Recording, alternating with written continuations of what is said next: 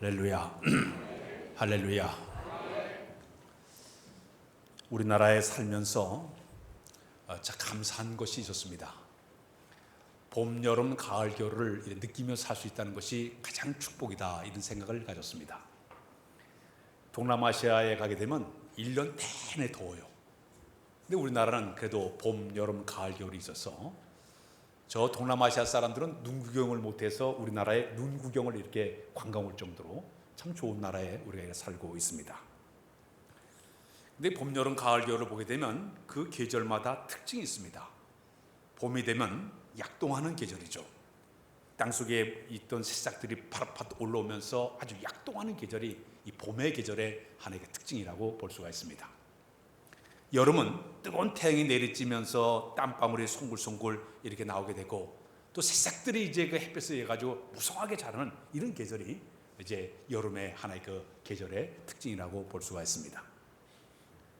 먼저 이제 겨울을 먼저 얘기하면, 겨울 같은 경우는 아주 춥고 건조하고 또 눈도 많이 내리는 계절이 겨울의 모습입니다. 근데 가을은 달라요. 이 가을은 여러 가지 수식어가 붙어 있습니다. 먼저 우리들이 흔히 얘기하는 이 가을은 천고마비의 계절이라고 얘기하는데, 하늘은 높고 말이 살찌는 계절이 바로 이 가을이다, 그렇게 얘기를 하고 있습니다. 또 이 가을을 갖다가 등화가친이라고도 얘기합니다. 책을 더 이제 선선한 바람이 불고 그렇기 때문에 책을 더 가까이 하는 계절이 바로 가을이다, 그렇게 얘기합니다. 저희 교회가 지금 저쪽 도서실을 이렇게 도서관을 만들었어요. 책이 한 4,000권 정도 됩니다. 상당히 많은 책을 보유했는데, 책을 열심히 와서 빌려가야 돼요. 그걸 다 기록해야만이 도서관에서 인정을 해줘요. 제가 가서 이래 보니까 몇 명, 한 10명밖에 책 읽는 사람이 별로 없어. 그러니까 여러분들이 이제 주일날 오게 되면 책을 빌려가고 거기다 이렇게 기록해 주게 되면 좋은 기록이 되니까 이 가을에 책을 한 권, 두 권이라도 읽는 이런 그 기회를 삼는 것이 좋겠다, 이런 생각을 갖고 있습니다. 근데 세 번째, 이 가을을 갖다가 사색의 계절이라고 그렇게 얘기를 하고 있습니다. 생생했던 나뭇가지에서 하나둘씩 낙엽이 뚝뚝 떨어지는 걸 보면서 인생을 다시 한번 생각해보는 그런 시간을 갖는 것이 이 가을의 특징이라고 볼 수가 있습니다. 근데 우리 인생을 태어나가지고 80세 정도 이렇게 인생을 살아가고 있는데, 그 인생 가운데 우리에게 두 가지 기간을 보내게 됩니다. 특별 기간이 있는데, 그게 바로 뭐냐면 사춘기를 사람들이 보내게 돼요. 이 사춘기는 10대 중반에서 한 10세에서 13세 그 사이에 나타나게 되는데, 이때가 이제 육체와 정신이 성숙해지면서부터 이 현실에 대한 어떤 기대와 현실이 부딪히다 보니까 이 반항적인 기간이 바로 이때가 되게 됩니다. 그래서 이제 이때가 되면 이 감정 기복이 굉장히 심하게 돼서 이 사춘기가 되게 되면은 타인에 대해서 아주 공격적인 성향을 갖게 되고 반항적인 이 생각을 갖게 돼서 이 사춘기를 잘못 이래 관리하게 되면 학생들 가운데 이 폭력에 가담한다든지, 뭐 가출하는 청소년이 있다든지, 뭐 자살하는 이 청소년이 이때 많이 나타나게 됩니다. 일본에서는 1999년도에 추이비유라고 해가지고 이때 신조어 중2병이 생겨났다, 이렇게 얘기했는데, 그 말이 우리나라에도 들어와서 우리나라에 중2병이 이렇게 생겨났습니다. 중학교 2학년 때 생기는 병이 중2병이라고 그래요. 사춘기병인데, 옛날에 그 김정일은 우리나라에 이렇게 쳐들어올 때 방위병이 무서워가지고 남침을 못했다고 그래요. 근데 요즘은 이제 김정은은 중이들이 하도 무서워가지고 우리나라를 못 쳐들어온다, 이런 말 정도로 질풍노도의 기간을 보는 게 이 사춘기의 그런 모습이라고 볼 수가 있습니다. 근데 성도들 가운데도 사춘기를 지난 사람이 있어요. 신앙생활하다가 반항을 하게 되고 방황을 하게 되고 갈피를 잡지 못하고 이리저리 성장통을 겪는 이런 성도들이 주변에 많이 보게 됩니다. 하나의 계절 속에 들어가 있는, 또 인생의 삶 속에 들어가 있는 사춘기의 계절이 하나 있고요. 또 하나 이제 사축기가 있습니다. 나이 40이 되게 되면 사축기가 우리에게 다가오는데, 이때는 우리 남자들 가운데 이제 신체적으로 정신적으로 변화가 일어나게 됩니다. 힘도 떨어지게 되고 몸도 마음대로 잘 움직이지 않다 보니까 나는 이제 인생 끝이야, 이런 그 생각을 가져서 이 허무한 생각을 갖게 되는 계절이 바로 사춘기에 나타난 하나의 현상이라고 볼 수가 있습니다. 저녁의 그 들판을 바라보면서 괜히 마음속에 허전한 공허한 마음을 이렇게 갖기도 하고, 또 삶의 자체를 귀찮아 여기게 되고 권태기를 느낀 기간이 40대의 그런 사춘기에 다가온다고 얘기를 하고 있습니다. 여성들 가운데는 갱년기가 와요. 이제 갱년기가 한 45세에서 55세까지 이제 갱년기가 오게 되면 얼굴이 이렇게 붉어지고, 추웠다가 더웠다가 또 부채질하잖아요. 부채질하고 또 잠도 잘 안 오고, 참 이렇게 하면서 사람들이 이 사춘기 같은 갱년기 같은 그런 계절을 이렇게 우리가 인생을 살아가면서 느끼고 있습니다. 근데 오늘 아침에 이 가을이 우리에게 주는 여러 가지 의미들이 굉장히 많이 있겠지만 세 가지가 있다고 소개한다면, 첫 번째는 이 가을은 결실의 계절이다. 결실의 계절이다. 봄에 씨앗을 이렇게 심어놓게 되면 여름철에 싱싱하게 자라게 됩니다. 그러다가 이제 가을이 되게 되면 열매를 맺게 되는 거예요. 그래서 이 가을은 결실의 계절이라 얘기합니다. 땅은 거짓말하지 않아요. 농부가 여러 가지 노력한 만큼, 땀을 흘린 만큼 거두는 것이 이게 종자의 원래 원칙이에요. 법칙이에요. 심어놓기만 하면 다 이제 모든 걸 거두어 드리게 되죠. 성경을 보게 되면 고린도후서 9장 6절에 보게 되면 적게 심은 사람은 적게 거두지만 많이 심은 사람은 많이 거두게 되느니라. 이 종자의 원리가 심은 대로 거두는 거예요. 안 심으면 걷고 싶어도 걷지를 못하게 거둘 수가 없게 되는 거예요. 신앙도 마찬가지죠. 내 신앙에 하나님 앞에 신실한 걸 심게 되면 거두게 되는 거예요. 안 심으면 거둘 수가 없게 되는 것입니다. 오늘 본문에도 보게 되면 스스로 속이지 말라 하나님 만으로 여김을 받지 않으시나니 사람이 무엇으로 심든지 그대로 거두려 그랬어요. 결실한다는 것은 심은 대로 거두게 되는 것입니다. 시편 116편 5절 6절에 눈물을 흘리며 씨를 뿌린 사람은 기쁨으로 거두게 되리로다. 씨를 뿌려 나간 사람은 정녕 기쁨으로 그 단을 가지고 돌아온다는 그런 말씀이 들어있지 않습니까? 심어놓으면 거두는 거예요. 고등학교 우리 3학년 학생들이 이제 11월 달이 되게 되면 수능고사를 봅니다. 3년 동안 열심히 공부한 거를 최대한 발휘해가지고 성적을 잘 고도해야만이 원하는 데에 들어가는 거예요. 뺀질뺀질하고 공부 안 하게 되면 대학에 들어가고 싶어도 성적이 나오지 결실이 없으니까 들어가지 못하게 되는 것입니다. 노력한 만큼 그렇게 되게 되는 것이에요. 근데 우리 인생도 마찬가지예요. 우리 인생을 살아가면서 나이를 내가 40세를 살아왔다 그러면 40세의 나이만큼 결실이 있어야 됩니다. 내가 그동안 40년 동안 쌓았던 경험, 내가 40년 동안 행했던 모든 실력, 내가 40년 살아오면서 한 모든 지식과 노력만큼 40대가 되면 열매를 거두어야 되는 것이에요. 에이브라함 링컨 대통령이 이제 대통령 후보 시절에 어떤 일이 있었는가 하면 자기의 아주 절친한 친구가 한 사람을 데려와서 이 사람을 당신 밑에서 일할 수 있도록 써주십시오 하고 데려왔습니다. 그때 이 링컨 대통령이 그 사람을 뜩 보더니 거절했어요. 안 된다고 그랬어요. 왜 안 되냐고 그러니까 사람이 나이가 40이 되면 자기 얼굴에 책임을 질 줄 알아야 된다 그랬습니다. 당신 얼굴 보니까 안 된다는 거예요.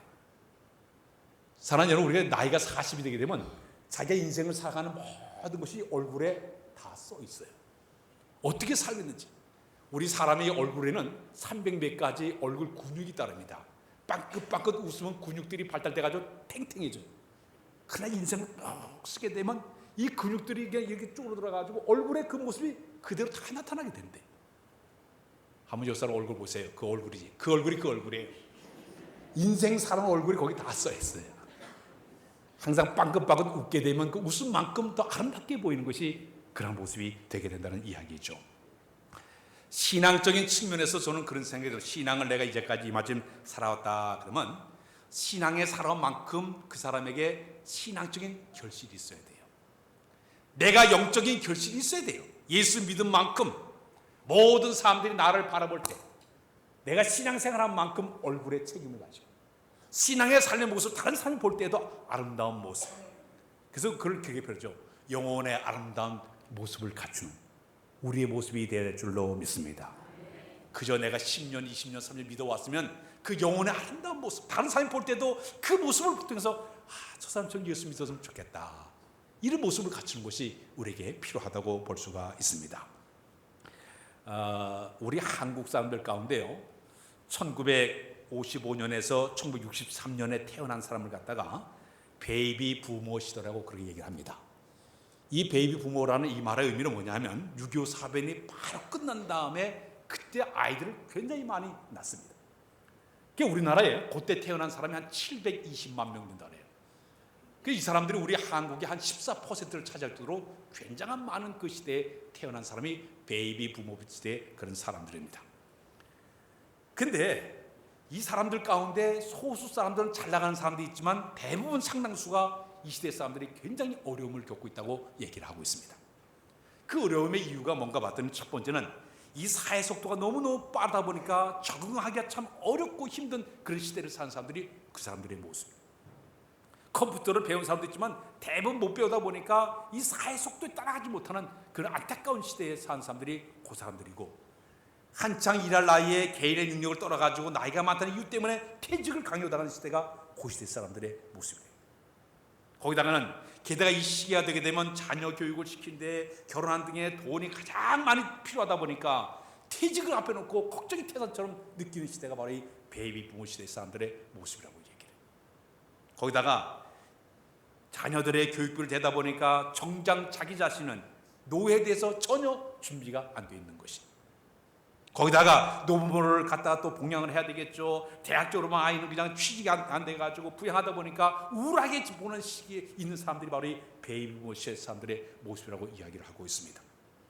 그래서 이분들을 황혼기의 비애 속에 사는 사람들이라고 그렇게 표현을 하고 있습니다. 자, 신앙적인 모든 삶, 내 인생의 모든 삶 속에서 우리가 모든 걸 총합해 볼 때 지금 내 나이에서 내가 어떤 열매를 맺고 살아가는가, 우리를 돌아보면서 좋은 열매 맺는 여러분들의 모습이 되어야 될 줄로 믿습니다. 두 번째는 이 가을이 우리에게 주는 교훈이 또 하나는, 이 가을에는 수확의 계절이다. 수확의 계절이다. 가을은 이제 내가 모든 것을 다 거둬들인 이 기간이 바로 이 가을이에요. 심어놓던 모든 것을 고구마, 감자, 호박, 오이 막 거둬들여 가지고 지금 이게 창고에 저장하지 않습니까? 공부하는 학생도 열심히 공부한 만큼 성적을 거두는 거예요. 저 올림픽에 나가는 그 선수들도요, 자기가 열심히 노력한 만큼 땀을 흘릴 것만큼 이때가 되게 되면 기록이 올라가야 되는 거예요. 그래야 금메달 딸 수 있게 되는 거예요. 노력한 만큼 수확이 있어야 되게 되는 거예요. 사업하는 사람이 이때쯤 되면, 이 가을쯤 되게 되면 1년 동안 내가 모두 사업한 만큼 결실이 있어야 돼요. 수확이 있어야 돼요. 뺀질뺀질 놀러 다니다가는 아무런 수확이 없게 되면 그거 어떻게 되겠습니까? 노력한 만큼 이득을 창출해야 된다는 얘기입니다. 직장생활, 직장에 나가서 일을 할 때 성실하게 정직하게 일을 잘해서 노력한 만큼 인정받아 승진도 되게 되고 월급도 많이 받게 되는 거예요. 수확이 있어야 되는 거예요. 마늘에 심지도 않고 거들려오는 사람은 날강도예요. 도둑놈이에요. 전에 이렇게 신문에 보니까 저 어느 농촌에서 포도밭에 포도가 연결됐는데 밤에 와서 다 따가버렸어요. 도둑놈들이에요. 심지어는 인삼을 심어서 6년 동안 기다렸는데 다 캐가버려서 밤에 와가지고. 어떤 사람은 벼 농사하는데 벼 와가지고 뽀짝이 탈곡해가지고 다 가져가는 그런 데도 있어요. 나도 지금 배가 많이 이렇게 달렸는데 까치가 와가지고 좋은 것만, 맛 좋은 것만 폭 파내가지고 상품 가치를 다 떨어뜨렸대. 그래서 그 군에서 까치 발모가지를 가져오는 사람은 3,000원씩 준다 그래요. 막 이렇게 따가니까. 열심히 노력도 안 해놓고 그냥 남의 권리 챙취하는 건 이건 도둑놈 심보죠. 제가 지난 토요일 날에 우리 안식과 이렇게 하다 보니까 우리 장롱내 앞에 여기 앞에 가게 보니까 차들이 바짝바짝 쭉 무슨 사고 났나 이렇게 가보니까 복권 사느냐고 사람들이 줄을 하게 서 있어요. 땀 한 방울 흘리지 않냐고 뭔가 해보려고 하는 그런 생각들을 가진 사람들이 굉장히 많이 있죠. 그러나 심어놔야만이 수확 있게 될 줄로 믿습니다. 저 대구가 옛날에는 사과가 유명해요. 요즘 좀 달라졌지만은 우리나라에 사과가 어떻게 들어가는가 제가 이렇게 조사를 해봤어요. 그러니까 1895년도에 대구 지역에서 선교사 활동을 했던 애덤스 선교사님이 계셨는데, 그분이 이제 미국에서 사과 안식년에 갔다가 사과 씨를 가져와 가지고 처음으로 사과를 심었어요. 그래가지고 거기에 이게 열매를 맺게 해가지고 그 대구 지역이 전부 사과밭이 이렇게 생겨가지고 이렇게 과수원이 많이 생겼다, 그런 얘기를 하고 있습니다. 미국에 있는 유명한 등의 프린스턴 대학인데, 우리 기독교 계통의 그런 그 대학인데, 그 대학에서 어떤 일이 있었는가 하면은 그 뉴욕시가 시의원회에서 컴퓨터로 조사를 해봤습니다. 2명을 선정을 해서 조사를 했어요. 한 사람은 이 미국 프리스턴 신학대학을 세운 그 보수 신학자 조나단 에드워드라는 사람을 갖다가 조사를 했고요. 또 한 사람은 뉴욕시에서 아주 술집을 경영해가지고 큰 돈을 많이 번 마크스 슈츠라는 사람의 그 후손들을 4대에 걸쳐가지고 조사를 쫙 해서 통계가 나왔습니다. 근데 결과를 보게 되면 어떤 결과가 나는가 하면 이 조나단 에드워드 그 목사님은 보수 신학자에 있다 보니까 철저하게 자녀들을 신앙적으로 양육을 시켰습니다. 4대에 걸쳐가지고 후손들이 한 896명이 나왔는데 그 896명 가운데 선교사 목사님이 한 116명이 나오게 되었고요. 교수와 교사, 학장, 총장이 총 86명이 나오는데 그 가운데 총장이 3명 나왔고 학장이 66명이 그렇게 나왔다고 얘기합니다. 우리가 찬송가 가운데 내 주의 나라와 그 찬송가를 만든 그 예일대 총장 드와이트 슈츠라는 사람도 거기에 후손 가운데 들어가 있고요. 그 해도 문학가, 문필가가 한 75명, 정치계의 상하의원이 한 4명, 부통령이 1명, 실업가가 73명, 발명가 21명, 장로 집사가 286명, 미국 사회, 정치, 경제, 사회, 교육, 문화, 기업 사방에서 아주 영향력을 끼치는 인물들이 그 후손 가운데 그렇게 많이 나왔더라고요. 반대로 뉴욕시에서 이제 그 술 장사를 해가지고 아주 돈을 많이 버는 이 후손들을 조사를 쫙 해봤습니다. 근데 그 마크 슈츠라는 사람의 후손을 쭉 조사해 보니까 1062명의 후손이 나왔어요. 근데 후손들을 다 추적을 해보니까요, 평균 교도소에서 5년 정도 감옥 생활한 사람이 96명이 후손 가운데 나왔습니다. 정신병자, 알코올 중독자가 55명이 그 후손 가운데 나왔습니다. 창녀가 65명이 나왔습니다. 정부 보조 극빈자가 286명이 후손 가운데 나왔습니다. 그리고 불학, 그러니까 공부도 하나도 하지 않고 무식한 사람이, 공부를 아예 전혀 하지 않고 학교를 안 다니는 사람이 460명 정도가 후손 가운데 나왔습니다. 사고로 연방정부 돈을 낭비한 금액을 따져보니까 1억 5천만 불의 엄청난 돈을 받을 정도로 이렇게 후손들이, 아주 못된 후손들이 나오게 되었다. 한 사람의 영향력이 신앙으로 심었던 영향력과 그저 그 잘못된 것을 심어가지고 한 그 후손이 이런 결과가 나왔다고 이렇게 통계적으로 나와 있습니다. 우리가 이 땅에 살면서 내가 인생을 이제껏 살아와서 우리의 모든 성경 말씀은 그 열매를 보면 그를 알지니 우리의 후손들 가운데 영향력을 끼칠 만한 후손들이 많이 만드는 우리의 가정의 모습이 다 될 줄로 믿습니다. 그래서 내가 믿는, 첫 번째 내가 믿는 하나님을 우리 자녀들에게 잘 심어줘서 그 후대가 내려가면 내려갈수록 그 후대가 잘 되는 이런 축복을 받는 것이 우리의 생의 모습이 되어야 될 줄로 믿습니다.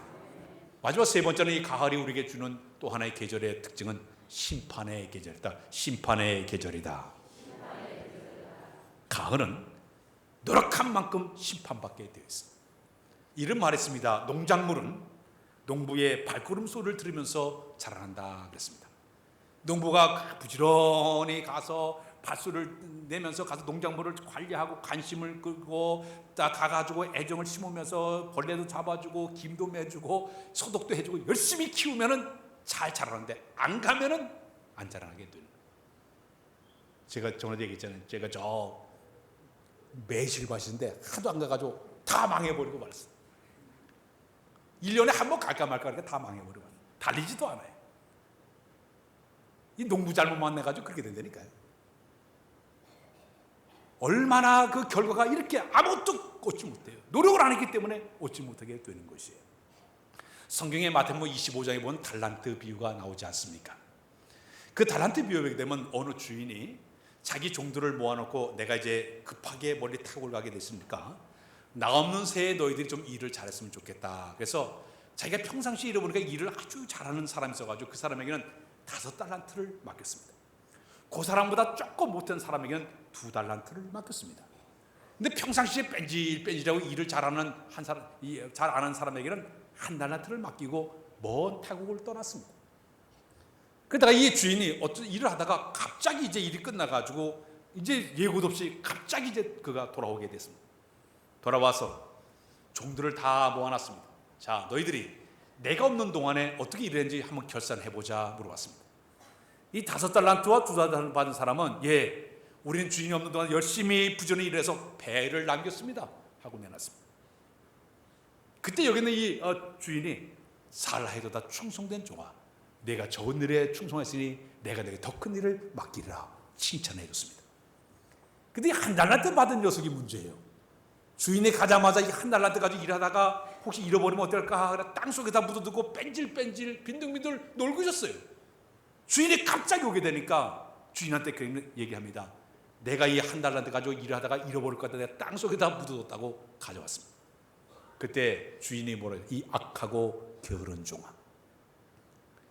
그 1달란트 뺏어가지고 다른 사람을 주게 되고 그걸 쫓아내가지고 바깥 쫓겨나가지고 슬피 울며 일을 가는 그런 역사가 나타나게 되었다 얘기하고 있는데, 거기 달란트란 얘기가 영어로 하면 탤런트예요. 탤런트는 재능이에요. 오늘날은 은사예요. 우리 하나님께 각자가 은사 따라 직분 따라 자기 모든 사람에게 사명을 그들에게 선물로 줬어요. 어떤 사람은 5달란트 정도 많은 걸 줬고 적게 줬고 또 하나 줬고 여러 가지 일을 맡겨줬는데, 오늘날 심판의 주님이 갑자기 오셔서 너 나하고 결산하자 물었을 때 과연 우리가 내놓을 게 무엇이 있겠습니까? 뺀질뺀질 하게 되면, 빈둥빈둥 하게 되면 내놓을 곳이 없을 겁니다. 그러나 부지런히 일을 잘하게 되면 내놓을 곳이 많이 있기 때문에 그 사람 충성된 사람으로 인정받는 사람으로 그는 쓰임받게 될 줄로 믿습니다. 심판의 날이 우리에게 다가오기 때문에 준비된 마음을 갖는 것이 이 가을이 주는 하나의 교훈이라고 볼 수가 있습니다. 그런데 오늘 여기 성경 말씀에 갈라디아 교회 교인들에게 사도 바울은 이렇게 하나님을 소개하고 있습니다. 스스로 속이지 말라. 하나님 만물의 여김을 받지 아니하느니 사람이 무엇을 심든지 그대로 거두게 되리라 그랬습니다. 여기 성경 말씀에 얘기하면 이런 얘기예요. 우리 다 같이 우리 7절 화면에 올라오고 다 같이 시작. 스스로 속이지 말라. 하나님은 업신여김을 받지 아니하시나니 사람이 무엇으로 심든지 그대로 거두리라. 자, 여러분, 첫 번째 여기 하는 얘기가 뭐냐? 속이는 삶을 살지 말라는 얘기. 사람의 눈은 속일 수 있어요. 그러나 하나님의 눈은 속일 수가 없습니다. 우리 하나님은 과거와 현재 미래를 다 아시는 분이에요. 우리 안과 겉을 다 아시는 분이에요. 우리의 생각까지 말하는 것까지 모든 걸 다 아시는 분이 바로, 세밀하게 아시는 분이 바로 우리 하나님이세요. 그런데 우리들이 실수하는 부분이 있어요. 하나님을 속일 수 있다는 생각을 갖고 살아가고 있습니다. 하나님을 속이면서 내 마음대로 내 뜻대로 내 고집대로 행동한 사람들 굉장히 많아요. 그러나 오늘 성경 말씀대로 하나님 업신여김을 받지 않는다, 그 말은 우리 하나님을 우리 인간들이 생각하는 수준으로, 하찮은 분으로, 어리석은 분으로, 별별 분으로 판단하지 말라는 얘기예요. 우리 하나님은 완벽하신 분, 정확하신 분이기 때문에, 세밀하신 분 때문에 그 하나님 앞에서 온전하게 행하는 그런 삶을 살아라고 이야기를 하고 있습니다. 제가 군대 생활할 때 보니까 저희 그 부대의 행정실 바로 앞에 돌이 하나 있어요. 그 돌에다가 뭐라고 글을 썼는가 하면 안 볼 때 더 잘하자, 그렇게 써놨어요. 군인들은요 그저 뭐 시간 때우고 시간 그 요령만 피워가지고 시간만 때워도 국방부 시계는 돌아가서 제대하니까 뺀질뺀질할 때가 많은 거예요. 그러니까 안 볼 때 더 잘하자, 그렇게 써놨어요. 사람들의 마음속에는 그런 생각들을 가져요. 잠깐 눈만 속이게 되면 모든 것을 다 할 수 있겠지. 그러나 우리 그리스도인들에게 중요한 자세가 있습니다. 우리는 코람데오의 삶을 살아야 했다. 코람데오라는 하나님 앞에서, 하나님 면전에서라는 뜻을 가지고 있습니다. 하나님께서 나를 바라보고 계시다, 이 사실을 알기 때문에 우리 속일 수가 없는 거예요. 눈가림할 수가 없는 거예요. 그래서 골로새서 3장에 보게 되면 22절 23절에 종들은 모든 일에 육신의 상전들에게 순종하되 사람 기피한 자같이 눈가림만 하지 말고 오직 주를 두려워하는 성실한 마음을 하라. 무슨 일을 하든지 마음을 다해 주께 하듯 하고 사람에게 하듯 하지 말아라 그랬어요. 하나님은 우리의 모든 걸 다 꿰뚫어 보고 계셔요. 정직하게, 신실하게, 하나님 속이지 않는 이런 정직한 삶을 살아가는 우리의 모습이 되어야 될 줄로 믿습니다. 성경을 보게 되면 우리가 잘 아는 요셉이 어떻게 살았습니까? 다른 나라의 종으로 팔려갔어요. 종살이 하면서도 정직하게, 성실하게 부정의 일을 잘 하다 보니까 인정받아가지고 그 가정에 가정총무로 올라가지 않았습니까? 가정총무로 있다가 그가 성적 유혹을 받게 됩니다. 그가 뭐라고 했습니까? 내가 여호와 앞에서 다시 이런 죄를 범할 수가 없다. 거절하게 돼. 이 죄 때문에 그가 감옥으로 들어가지 않습니까? 감옥에 들어가서도 또 원망하거나 불평하거나 짜증내지 않았어요. 그곳에 들어가 날마다 성실하게 진실하게 정직하게 일을 잘했어요. 거기는 그 악한 수장이 그의 일을 맡겼습니다. 일을 하는데 너무나 정확하게 정직하게 잘하는 거예요. 성경에 보니까요, 간 수장이 요셉이 한 일을 돌아보지도 아니했더라. 그 말은 안보도 정확하니까, 속이질 않으니까 돌아보지 않을 정도로 대단히 신망받는 그런 사람이었어요. 그 애굽의 총리로 올라가서도 얼마나 정직했는지, 얼마나 진실한지 그 나라를 잘 이끌어가는 사람이었어요. 큰 일을 맡기든지 자기 일을 맡기든지 어떤 일이라도 정확하게 한 사람이 바로 요셉이지 않습니까? 그는 늘 고람되어 하나님 앞에 서 있다는 그런 마음을 가지고 일한 사람이 바로 요셉이었습니다. 다윗을 생각해 보십시오. 저 베들레헴 들판에서 양을 칠 때도 신실했습니다. 정직했습니다. 때묻지 않는 영성을 가지고 살았습니다. 군대 장관 올라가서도 그곳에 올라가서도 정직하고 신실하고 진실했습니다. 왕이 되어서도 신실하고 정직하고 때묻지 않는 영성을 가졌기 때문에 하나님께서 그 다윗에게 별명 주기를, 저는 내 마음에 합한 사람이라고 그에게 별명을 주지 않았습니까? 오늘 여러분, 우리가 살아가면서 하나님을 속이는 것이 아니라 하나님께 깨끗하고 성결한 삶을 살려고 노력해야 될 줄로 믿습니다. 시편 139편에 그런 말씀이 있어요. 여호와여, 주께서 나를 살펴보셨으므로 나를 아시나이다.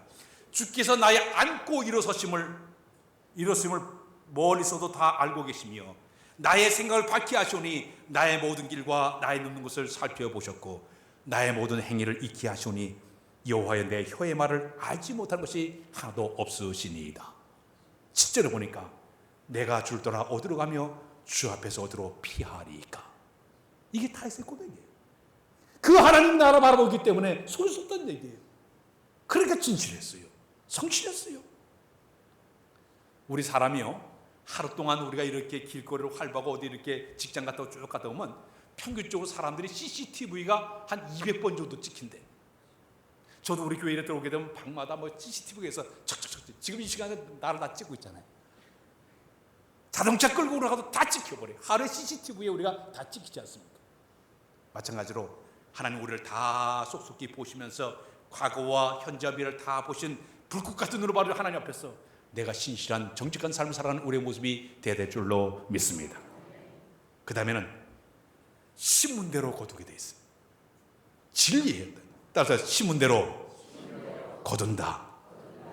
콩 심으면 콩 나고 팥을 심으면 팥이 나오게 되어 있습니다. 근데 오늘 성경 말씀 그대로 육체를 위해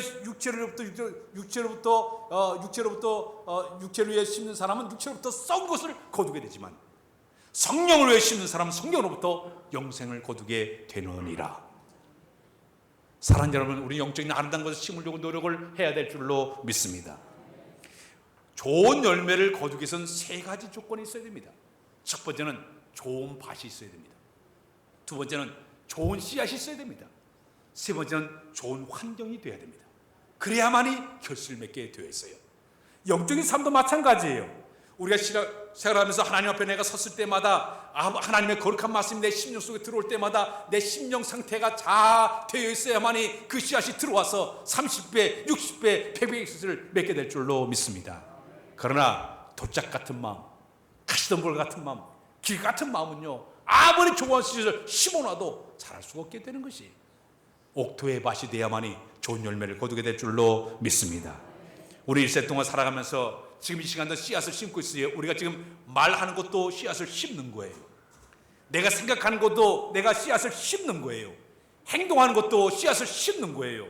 좋은 말, 친절한 말, 복된 말, 격려의 말, 존경의 말, 위로와 격려와 칭찬의 말을 많이 하게 되면 다 씨앗을 거두게 되어 있습니다.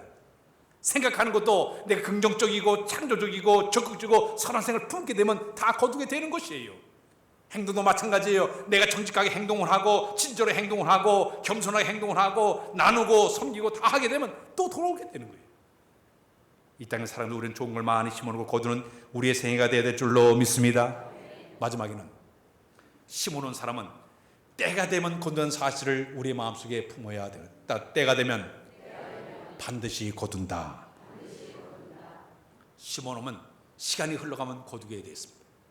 우리가 봄에 이제 벼를 심어놨더니 이제 가을에 좀 수확을 거두지 않습니까? 우리가 사과 같은 거 심어놓게 되면요, 한 3년 정도 되니까 달리기 시작하게 돼요. 다 심은 때가 되면 그걸 우리가 거두게 돼요. 근데 빨리 거두지 못하니까 사람들이 불평하고 짜증내고 원망하고 신앙적으로 병든 사람들이 굉장히 많아요. 신앙생활하다 조금 금방 문제가 해결되지 않았다고 포기한 사람들 많아요. 우리 예수 믿는 사람들은 인내의 믿음이 필요한 줄로 믿습니다. 참고 견디면서 하나님께 주실 그날을 고대하고 바라보고 나가는 이 믿음의 기다림의 신앙이 있어야 되는데, 그 조금을 못 참아가지고 신앙 때려치워버리고 우리 신앙이 병들어버리고 방황하고 우리 신앙에 헷갈리는 삶을 사는 사람들이 굉장히 많은데, 신앙의 가장 중요한 것은요, 인내의 믿음을 가지고 주의 때를 기다릴 만한 거룩한 믿음이 우리에게 필요한 줄로 믿습니다. 아브라함도 75세 하나님의 말씀을 들었지만 장장 25년을 기다렸다가 아들을 얻지 않았습니까? 모세는요 80년을 기다려가지고 하나님께 부름받아 쓰임받지 않았습니까? 다윗도 15살에 기름부음을 받지만 15년 동안 세월을 흐른 다음에 왕으로 올라가지 않았습니까? 요셉도 18년의 세월 동안 기다리는 삶을 그는 살게 되었어요. 노아는요 방주 110년 동안 그 배를 만들면서 기다리지 않았습니까? 다 때가 되면 거두게 되기 때문에 그때까지 기다리는 자세가 우리에게 필요한 줄로 믿습니다. 오늘 이 아침에 전함들은 하나님 얘기를 맺습니다. 에이브러함 링컨 대통령이 어떤 일이 있었는가 하면, 대통령 직무 시절에 그는 대통령으로 있으면서도 가끔 워싱턴 DC의 뉴욕의 에비뉴 교회에 가서 예배를 늘 드리면서 그렇게 살게 되었습니다. 그런데 한 번은 그 교회를 담임하는 목사님이 조셉 목사님이신데, 그렇게 우연히 지나가다가 그 목사님께서 이제 증언서에 보게 되면 우연히 링컨 대통령이 쓰던 성경책을 언뜻 봤더래요. 그 성경책을 보니까 여러 번 짚어가지고 손자국이 많이 나 있고 눈물 자국이 있는 그런 구절이 있더라는 거예요. 그걸 쭉 펴보니까 시편 30편 7절의 말씀이 거기 있더라는 거예요. 여호와 앞에 잠잠히 참고 기다리라. 그렇고 기도하고 눈물 흘리고 그 정치로 얼마나 많은 어려움을 당했겠습니까? 그때마다 참고 기다리면서 한 주 그날을 기다리면서 기다렸던 사람이 바로 이 링컨 대통령이었다고 이야기하고 있습니다.